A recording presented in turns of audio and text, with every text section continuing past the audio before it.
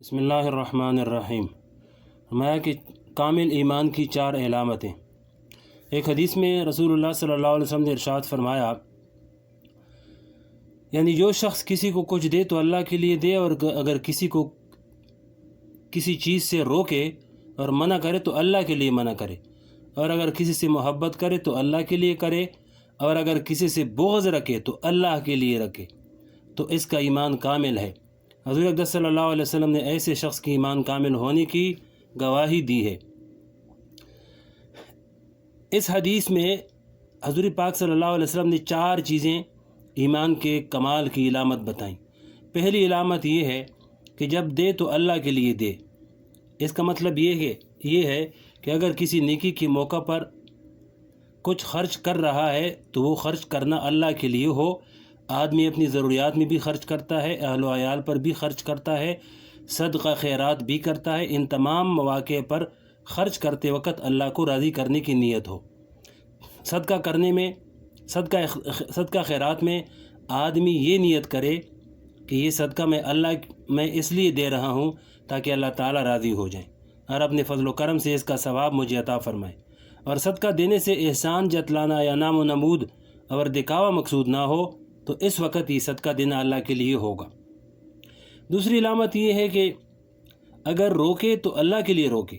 مثلا کسی جگہ پر کسی موقع پر پیسہ خرچ کرنے سے بچایا جائے تو وہ بچانا بھی اللہ کے لیے ہو، اس لیے کہ اللہ اور اللہ کے رسول صلی اللہ علیہ وسلم نے فرمایا کہ فضول خرچی مت کرو، تو اب فضول خرچی سے بچنے کے لیے میں اپنا پیسہ بچا رہا ہوں۔ یہ بچانا، یہ روکنا بھی اللہ تعالیٰ کے لیے ہو گیا، یہ بھی ایمان کی علامت ہے۔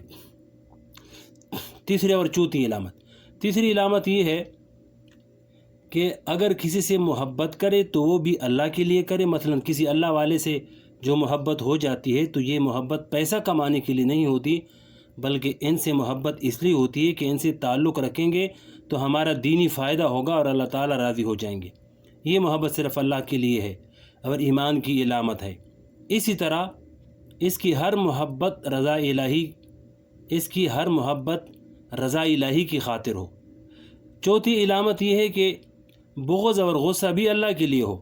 جس آدمی پر غصہ ہے یا جس آدمی سے بغض ہے وہ اس کی ذات سے نہیں بلکہ اس کے کسی برے عمل سے ہو یا اس کی کسی ایسی بات سے ہو جو مالک حقیقی کی ناراضگی کا سبب ہے، تو یہ غصہ اور ناراضگی اللہ تعالیٰ ہی کے لیے ہے، اور غصہ کرنے کا ایک جائز محل یہ ہے۔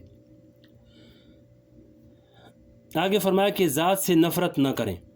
اس لیے بزرگوں نے ایک بات فرمائی جو ہمیشہ یاد رکھنے کی ہے، وہ یہ ہے کہ نفرت اور بغض کافر سے نہیں بلکہ اس کے کفر سے ہے۔ فاسق سے بغض نہیں بلکہ اس کے فسق سے بغض ہے۔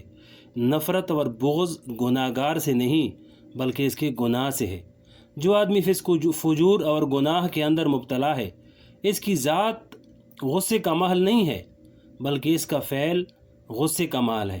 اس لیے کہ ذات تو قابل رحم ہے، وہ بیچارہ بیمار ہے، کفر کی بیماری میں مبتلا ہے، فسق و فجور کی بیماری میں مبتلا ہے، اور نفرت بیمار سے نہیں ہوتی بلکہ بیماری سے ہوتی ہے۔ اس لیے کہ اگر بیمار سے نفرت کرو گے تو پھر اس کی کون دیکھ بھال کرے گا؟ لہذا فسق و فجور سے اور کفر سے نفرت ہوگی، اس کی ذات سے نہیں ہوگی۔ یہی وجہ ہے کہ اگر اس کی ذات فسق و فجور سے بعد آ جائے تو وہ ذات گلے لگانے کے لائق ہے۔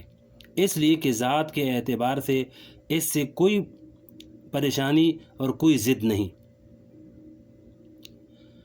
حضور پاک صلی اللہ علیہ وسلم کا طرز عمل۔ حضور اقدس صلی اللہ علیہ وسلم کے عمل کو دیکھیے۔ وہ ذات جس نے آپ کے محبوب چچا حضرت حمزہ رضی اللہ کا کلیجہ نکال کر کچا چبایا، یعنی حضرت ہندہ اور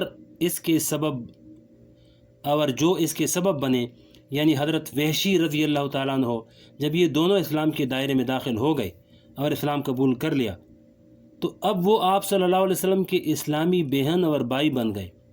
آج حضرت وحشی کے نام کے ساتھ رضی اللہ عنہم کہتے ہیں، ہندہ جنہوں نے کلیجہ چبایا تھا آج ان کے نام کے ساتھ بھی رضی اللہ تعالی عنہا کہا جاتا ہے۔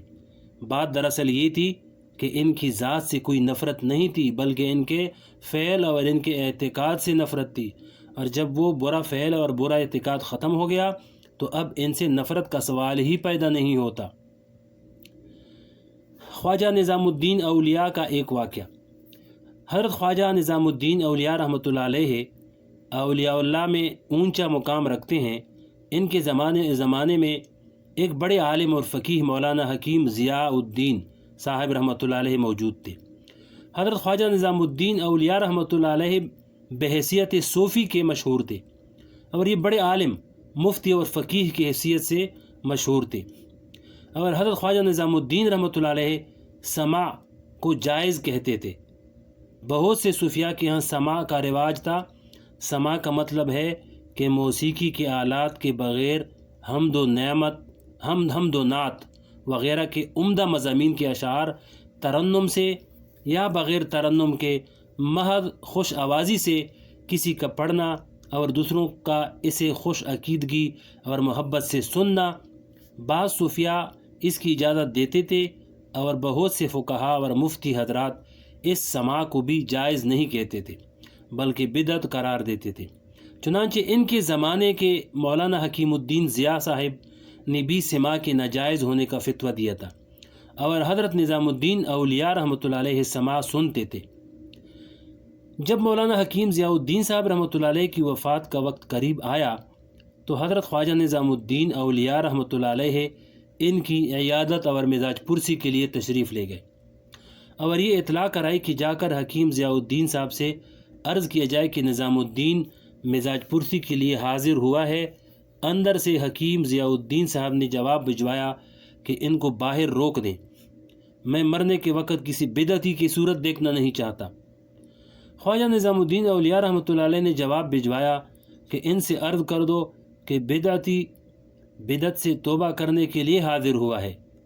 اسی وقت مولانا حکیم ضیاء الدین صاحب رحمۃ اللہ علیہ نے اپنی پگڑی بھیجی کہ اسے بچا کر خواجہ صاحب اس کے اوپر قدم رکھتے ہوئے آئیں اور جوتے سے قدم رکھیں، ننگے پاؤں نہ آئیں۔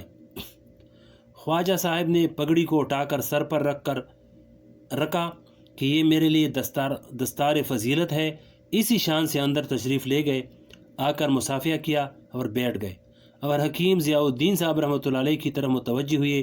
پھر خواجہ صاحب کی موجودگی میں حکیم ضیاء الدین کی وفات کا وقت آ گیا۔